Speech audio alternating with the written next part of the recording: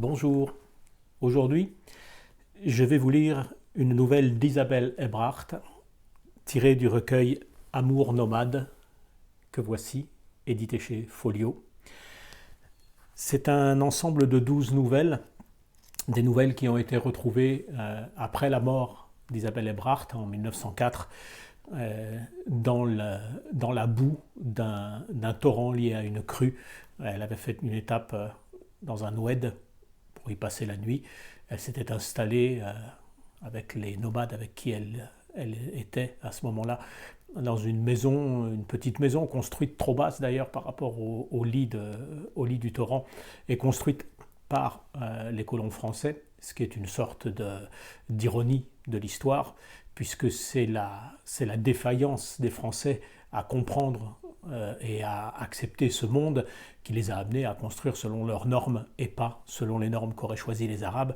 Et c'est de cette erreur qu'elle est morte. Et finalement, ça résume à peu près l'image de ce qu'elle aura vécu en Algérie. Isabelle Ebrard, elle est arrivée à l'âge de 20 ans en Algérie. Elle est morte à 27 ans. Donc elle a une vie très courte. Elle arrive dans cette Algérie en 1897 et on est en plein dans la période de colonisation de ce pays par l'armée française. Je vous rappelle, la colonisation a commencé en 1830, elle s'achèvera en 1902 par la conquête définitive du Sahara, et Isabelle Ebrard mourra en 1904 après avoir été nomade dans ce Sahara et dans bien d'autres endroits. Donc elle est au cœur, Isabelle Ebrard, de ce monde arabe, de toute sa culture qui est en train d'être assimilée et colonisée par la France. Elle est horrifiée par ça et elle va être probablement la seule femme à ce moment de l'histoire et un des très très rares êtres à adopter le mode de vie arabe et à vivre avec les Bédouins. Alors on est dans une société à se convertir à l'islam également. C'est quand même encore une société très patriarcale que la société arabe, et donc pour pouvoir y être acceptée, elle devra s'habiller en homme, les femmes n'ayant pas la possibilité d'aucune façon de pouvoir vivre librement comme elle le vit. Et c'est le paradoxe de quelqu'un qui tombe amoureux d'une terre de liberté et de poésie, qui est aussi une terre de servitude sur certains autres aspects dont elle n'est absolument pas dupe. Et le texte que je vais vous lire aujourd'hui, justement, cette nouvelle qui se nomme Légionnaire, elle met en scène en partie toute cette violence sexiste qui animait ce pays, et également il y a une autre dimension, c'est pas le seul aspect de cette nouvelle, la dimension la plus intéressante peut-être, en tout cas moi c'est celle que j'ai essentiellement retenue pour le choix de vous la lire, c'est qu'elle nous parle d'un personnage qui, pour trouver une liberté intérieure dans un monde trop violent pour lui, va en fait se réfugier dans l'une des institutions sociales les plus violentes qui soient, à savoir la Légion étrangère. Et cet homme, à l'intérieur de ce qui sera pour lui un cocon, pourra éprouver le sentiment de vivre en harmonie avec lui-même au prix d'un détachement très important. Donc moi j'avais trouvé vraiment ce texte très intéressant pour ça. D'abord, l'écriture est très belle, et puis pour cette idée d'aller au cœur de l'institution la plus violente pour trouver la paix, c'est quand même très paradoxal, et quand on lit le texte, en fait, ça tient sur ses jambes. Légionnaire, d'Isabelle Ebrard. Se créer un monde personnel et fermé, et s'entourer d'une atmosphère de rêve, écarter toute atteinte hostile du dehors, ne voir et ne sentir des êtres et des choses que ce qui lui plaisait. Telle était la formule morale à laquelle avaient abouti les errements, les anxiétés et les recherches de Dmitri Orchanov. Pendant ces 5 ans de Légion étrangère, dans un milieu restreint et monotone, à l'abri des luttes pour la satisfaction des besoins matériels, Orchanov était parvenu à réaliser en grande partie ce programme d'égoïsme esthétique. Mais son engagement touchait à sa fin, et la question troublante de l'avenir immédiat se posait, mettant l'esprit d'Orchanov en contact direct et douloureux avec les réalités qu'il voulait fuir. Assagi cependant, il s'astreignait à raisonner presque froidement, à se méfier surtout des résolutions hâtives. Il ne se souvenait que trop du chaos d'idées, de sensations, de tentatives d'action qu'avait traversé son esprit de théoricien. Enfant du peuple, orphelin très tôt, élevé par son oncle, pauvre diacre du village presque illettré, Dmitri avait pourtant pu, grâce au sacrifice inouï de son oncle, suivre les cours du gymnase. Puis, la mort l'ayant privé de tout soutien, il avait gagné sa vie comme répétiteur, en faisant sa médecine à Moscou. Mais bientôt ses études ne le satisfirent plus, et en un fougueux élan, il se mêla au mouvement révolutionnaire russe. Il dut fuir à l'étranger. À Genève, il avait été accueilli par la Société de prévoyance des étudiants russes et avait pu entrer à la faculté. Mais au lieu de continuer ses études, il s'était mis à chercher sa voie. Orateur de club, littérateur, peintre, musicien, Dmitri avait essayé de tout et n'avait persévéré en rien. Il sentait en lui des sources fécondes d'énergie, d'activité, et tous les champs sur lesquels il avait débuté lui semblaient très étroits. Dmitri Orchanov avait la faculté rare de pouvoir réussir dans toutes ses tentatives, et cela presque sans peine.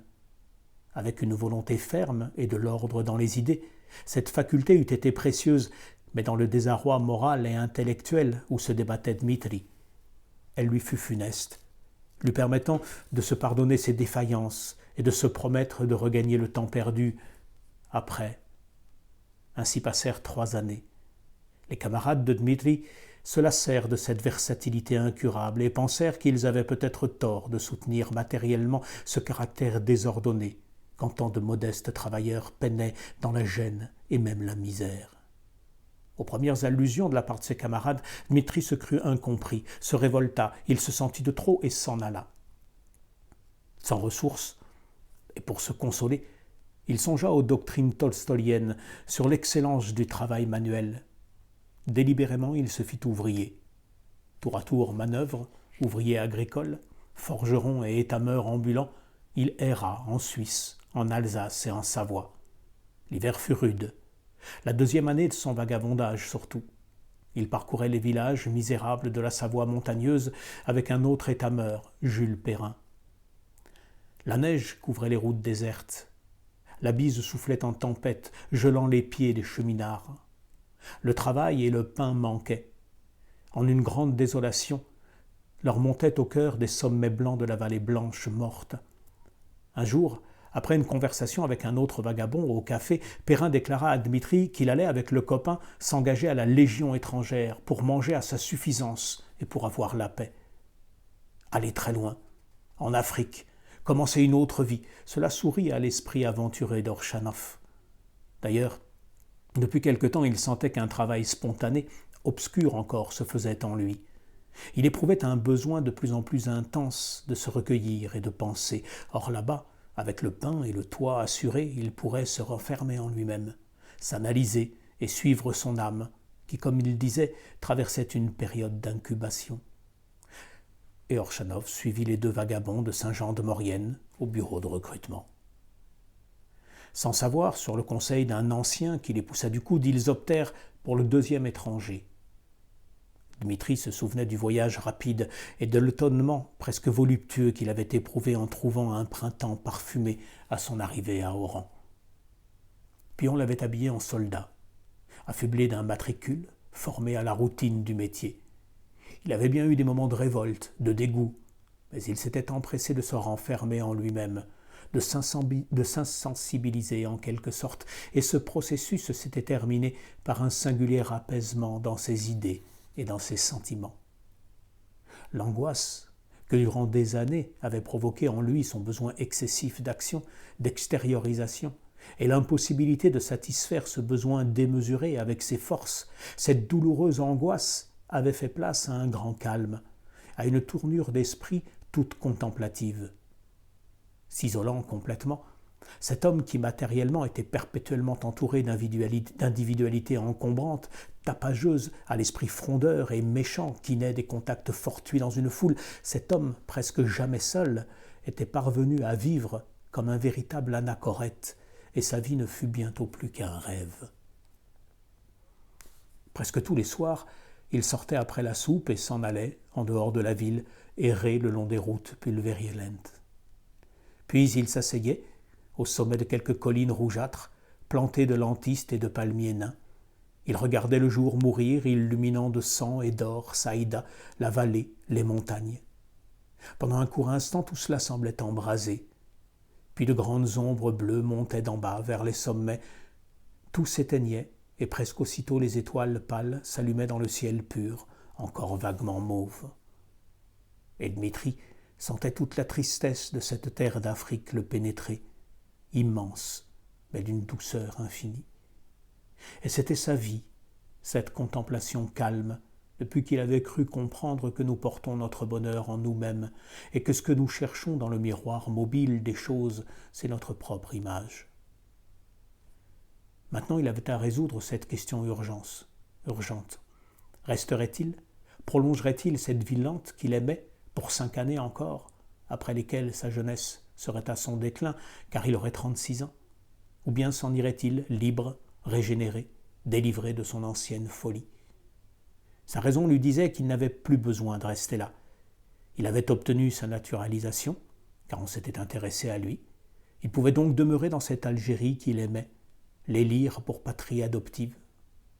Son âme était sortie victorieuse et fortifiée de toutes les luttes qu'il avait traversées. Il avait pénétré le secret précieux d'être heureux, et il se sentait pris d'un immense besoin de liberté, de vie errante. Au café du Drapeau, après la soupe du soir, des Allemands ivres tapaient à coups de poing sur le marbre gluant des tables. Ils chantaient à tue-tête, s'interrompant parfois pour se disputer. 2 étudiants tchèques échoués là comme élèves caporaux et qui avaient obligé Dmitri à les suivre dans ce débit discutaient des théories socialistes. Orchanov, accoudé sur la table, ne les écoutait pas. Il souffrait. S'il voulait rengager, un seul jour lui restait, et il ne parvenait pas à prendre une résolution. La chaleur et le tapage du débit lui devinrent intolérables. Les Allemands se levèrent et bousculèrent Dmitri et les Tchèques sous prétexte de trinquer avec eux. Pour la première fois, peut-être depuis plusieurs années, Dmitri sentit toute la laideur environnante. Et il sortit. En dehors de la ville, dans le rayonnement du feu du couchant, sur la route blanche, des bédouins en loques, sur lesquels le soleil accrochait des lambeaux de pourpre, s'en allaient, poussant des chameaux chargés et chantant lentement, tristement. Devant eux, au haut d'une longue côte basse, la route semblait finir à l'horizon, s'ouvrait, immense, tout en or. La liberté était bonne, et la vie était accueillante, tout en beauté, pour qui savait la comprendre et l'aimer. Dmitri, apaisé enfin, résolut de s'en aller, d'élargir son rêve, de posséder en amant et en esthète la vie qui s'offrait si belle. Adieu, sergent Schmitz. Adieu, der Russe. Et le sous-officier de garde accompagna d'un regard pensif, envieux peut-être, le soldat qui s'en allait, pour toujours libre. Le temps était clair. Les vilains jours de l'hiver étaient passés, et dans le ciel pâle, le soleil déjà ardent souriait. Une grande joie montait au cœur de Dmitri, de tout ce renouveau des choses et de la liberté enfin conquise. Et il s'éloigna avec bonheur, quoique sans haine, de la grande caserne où il avait tant souffert et où son âme s'était régénérée. Dmitri Orchanov alla de ferme en ferme, travaillant chez les colons. Il les trouva bien différents des paysans de France, et souvent regretta le temps où il partageait la rude vie des braves Savoyards. Mais il aimait ce pays âpre et splendide, et ne voulut point le quitter. Depuis la fin des derniers labours d'hiver, Dmitri était resté comme ouvrier permanent chez M. Moret, qui était satisfait de ce serviteur probe et silencieux, travailleur adroit et se contentant d'un salaire très modique, presque celui d'un indigène. La ferme de M. Moret, très grande, était située entre des eucalyptus et de faux poivriers diaphanes sur une colline basse qui dominait la plaine de la Mitidja. Au loin, bleuissait le grand massif de Loire-Sénis et Orléansville dominait de ses remparts délabrés de jardins, débordés de jardins, le cours sinueux et raviné du Chlif. Dmitri s'était construit un gourbi à l'écart, sur le bord d'un oued envahi par les lauriers roses. Il avait planté quelques eucalyptus pour s'isoler. Les grandes meules de paille, brunies par l'hiver, masquaient les bâtiments de la ferme, et la chaumière primitive devint pour Dmitri un véritable logis, où il installa sa nouvelle vie si paisible et si peu compliquée, malgré tout ce qu'il y avait en elle d'artificiel et d'ingénieux.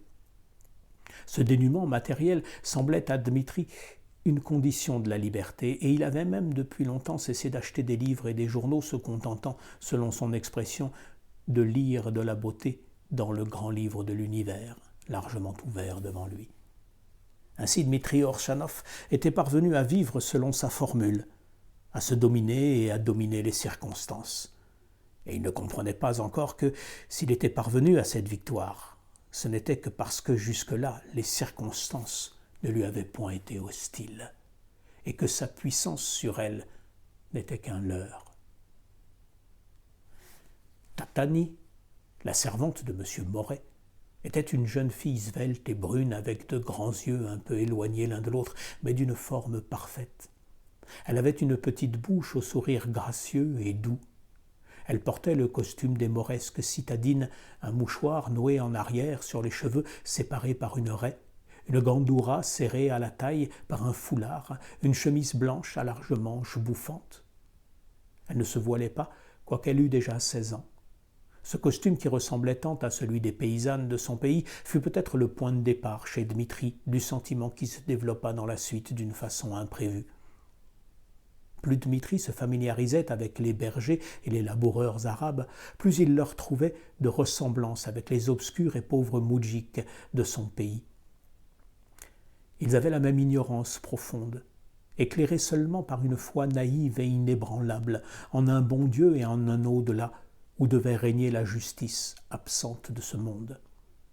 Ils étaient aussi pauvres, aussi misérables, et ils avaient la même soumission passive à l'autorité presque toute puissante de l'administration, qui ici, comme là-bas, était la maîtresse de leur sort. Devant l'injustice, ils courbaient la tête avec la même résignation fataliste. Dans leurs chants, plaintes assourdies et monotones, ou longs cris parfois désolés, Dmitri reconnut l'insondable tristesse des mélopées qui avaient bercé son enfance.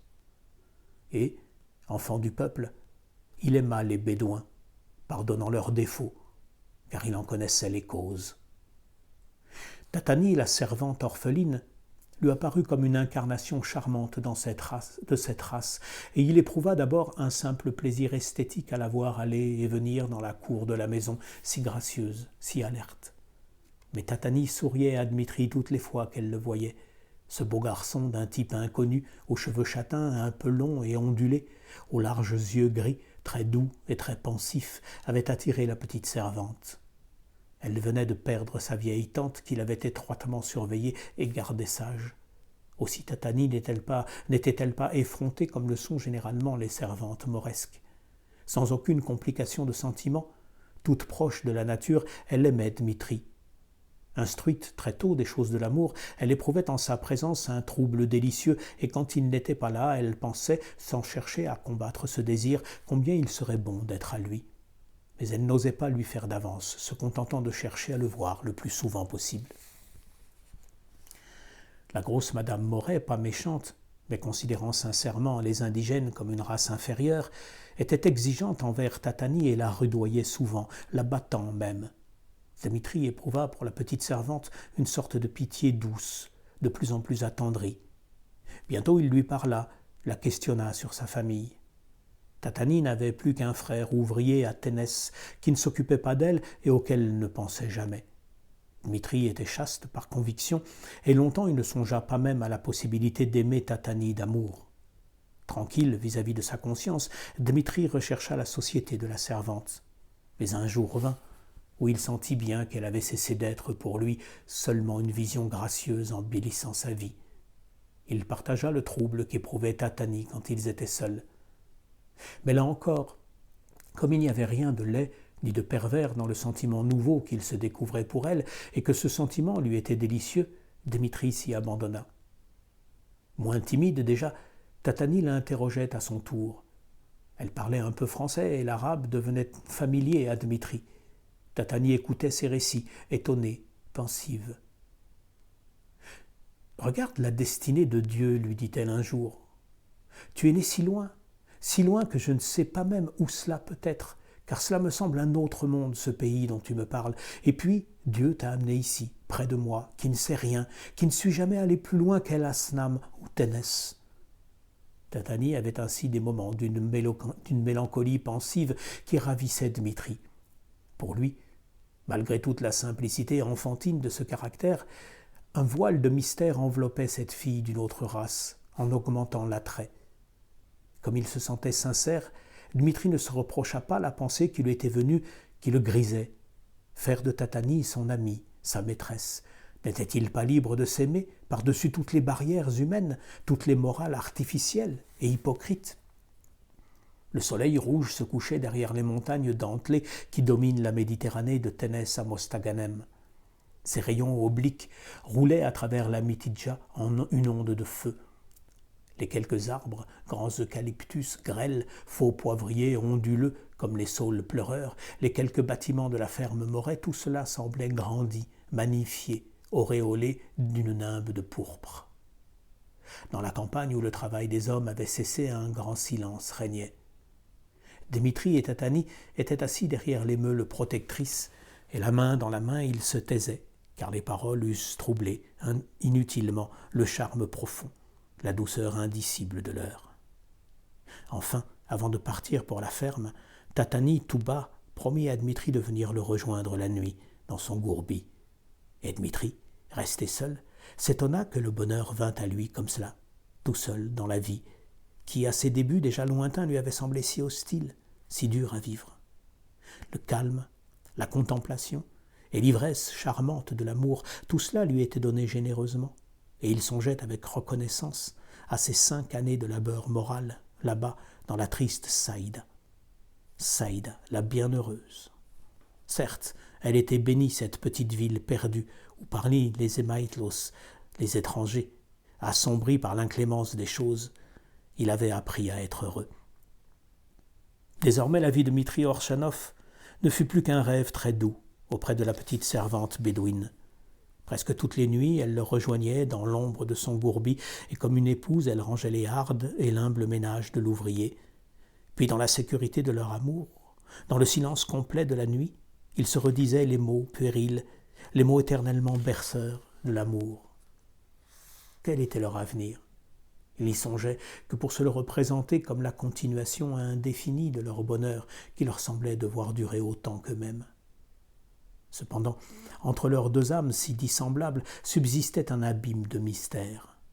Dmitri la voyait toute simple, à peine plus compliquée que les oiseaux de la plaine. Mais ce petit oiseau, tantôt rieur et sautillant, tantôt triste tout à coup, ne ressemblait pas aux oiseaux du lointain pays septentrional où était né Dmitri. Il y avait en elle toutes les hérédités séculaires de la race sémitique, immobilisées encore dans le décor propice de l'Afrique, dans l'ombre mélancolique de l'islam. Pour Tatani, Dmitri était une énigme. Elle l'aimait aussi intensément qu'elle pouvait aimer, quoique regrettant qu'il fût un kéfer, un infidèle. Cependant, d'instinct, elle le devinait très savant. Il répondait à toutes ses questions. Un jour, elle lui dit avec admiration « Toi, tu es très savant, tu sais tout. » Puis, après un court silence, elle ajouta tristement « Oui, tu sais tout, sauf une chose que même moi, si ignorante, je n'ignore pas. » Laquelle? Qu'il n'y a qu'un seul Dieu et que Mahomet est envoyé de Dieu. Après avoir proféré le nom vénéré du Nabi, elle ajouta pieusement « Le salut et la paix soient sur lui. » Dmitri lui prit les mains.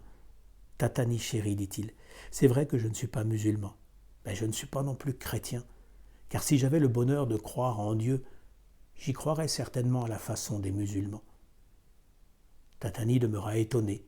Elle ne comprenait pas pourquoi, puisqu'il n'était pas roumi, Dmitri ne se faisait pas musulman, car Tatani ne pouvait pas concevoir qu'une créature pût ne pas croire en Dieu. Tout l'été et 2 mois d'automne, le bonheur dura sans que rien vînt le trouver. Mais un jour, ce frère qui avait abandonné Tatani et qu'elle avait oublié, vint à la ferme réclamer sa sœur qu'il avait promise en mariage. Elle essaya de protester, mais la loi était contre elle, et elle dut obéir. Sans même avoir pu revoir Dmitri, elle dut se voiler pour la première fois et monter sur une mule lente, suivre son frère dans un douar voisin où étaient les parents de sa femme.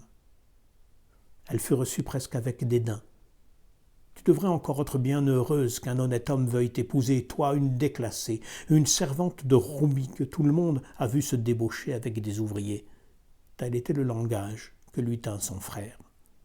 Tatami fut donnée à Benziane, un ouvrier agricole de M. Moret. Elle revint donc habiter sur les terres de la ferme, près de Dmitri. Orchanov, quand il avait appris le départ de Tatani, avait éprouvé un sentiment de révolte voisin de la rage.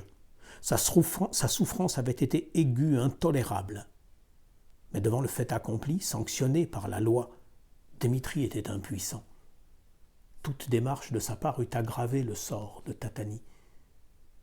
Alors Dmitri résolut de la revoir. Après le dur labeur de la journée, Orchanov passa toutes ses nuits à rôder autour du gourbi isolé de Benziane. Cet homme un peu aisé, étranger à la tribu, avait épousé Tatani parce qu'elle lui avait plu, sans se soucier de l'opinion. Il la gardait jalousement.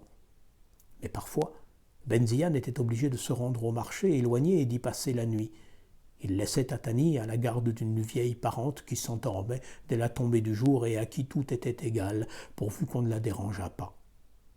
Dès que Tatani apprit que Dmitri la guettait, la nuit, elle s'enhardit et sortit. Dans les ténèbres, ils s'appelèrent doucement. Dmitri la serra convulsivement dans ses bras et ils pleurèrent ensemble toute la détresse de leur séparation. Depuis cette nuit-là, commença pour Dmitri une torture sans nom. Il ne vivait plus que du désir exaspéré et de l'espoir de revoir Tatani. Mais les occasions étaient rares, et Dmitri s'épuisait à passer toutes les nuits aux aguets, dormait quelques heures dans l'herbe mouillée, sous la pluie, sous le vent déjà froid. Il attendait là, obstinément, tressaillant au moindre bruit, appelant parfois à voix basse. Tout ce qui n'était pas Tatani lui était devenu indifférent. Il s'acquittait de sa besogne d'ouvrier par habitude, presque inconsciemment. Son gourbi tombait en ruine et il ne le réparait pas. Il négligeait sa mine et tout le monde avait pu deviner, rien qu'à ce brusque changement, le secret de ses amours avec Tatani. Quelquefois, après les nuits d'angoisse, les horribles nuits où elle ne venait pas, des idées troubles inquiétaient Dmitri. Il sentait la brute qui dort en chaque homme se réveiller en lui. Il eût voulu chercher l'apaisement dans le meurtre, tuer ce Benziane, cet usurpateur, et la reprendre, puisqu'elle était à lui. Parfois, Benziane passait devant la ferme. Il était grand et fort, avec un profil d'aigle et de longs yeux fauves, au dur regard de cruauté et d'audace. Ainsi, d'un seul coup, à la première poussée brutale de la réalité, tout le bel édifice artificiel de ce que Dmitri appelait son hygiène morale s'était effondré misérablement. Il commençait à voir son erreur, à comprendre que personne, pas plus lui qu'un autre, ne peut s'affranchir des lois inconnues, des lois tyranniques qui régissent nos destinées terrestres. Mais un tel désarroi régnait en lui qu'il ne pouvait se raisonner.